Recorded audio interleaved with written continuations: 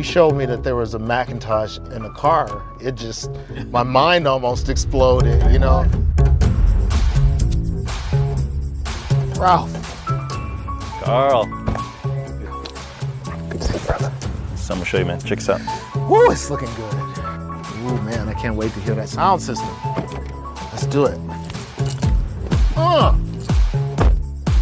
When I first came across any McIntosh in a car sound system, it was in the 90s or 2000s. Yeah. I was in Japan and somebody had One head unit, I think. yeah, in the trunk. Yeah. And I mean, it sounded amazing. You know how Japanese are Yeah, about, you know, just the specifics of sound. They're Yeah. very locked into that stuff. Yeah, they're very precise. So McIntosh, I mean, it's got this history of making these great tube amplifiers that are, you know, like having a Rolex, you know, Yeah. you just never get rid of it. It always, you just keep maintaining it, and it's always going to give you something that's, you know, very warm and loving sound. So to see that you guys did it in this car is phenomenal. Put this together, this car together, was about elevating the experience. You know, we doubled down on the luxury factor, the fit and finish. And we've always had premium audio systems in our luxury vehicles, our premium vehicles. But this was the highest level spec car we've ever done, so we wanted something even beyond. When you sit down and really take the time, go through your collection of music, that's when the details come out, you know, and I noticed, because it's not so much about being loud. A lot of people can make loud, powerful systems. It's the clarity.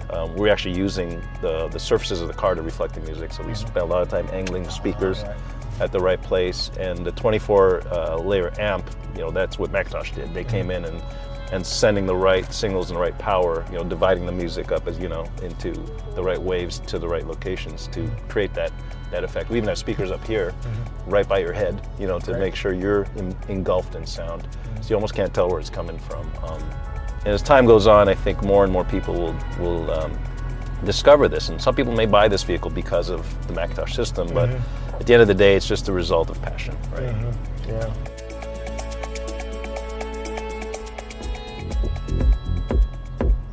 So tell me about this one. What the hell were you thinking? I had this studio down on Cadillac Square downtown.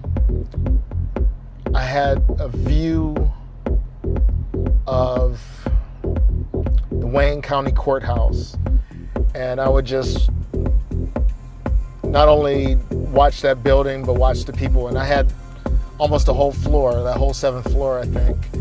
And I got a lot of inspiration from seeing Detroit.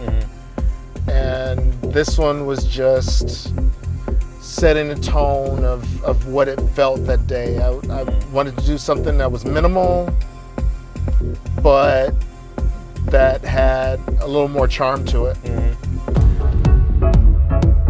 So you do a lot of live concerts all around the world, and the people are captive, right? How does that feel? I like being real about what I do.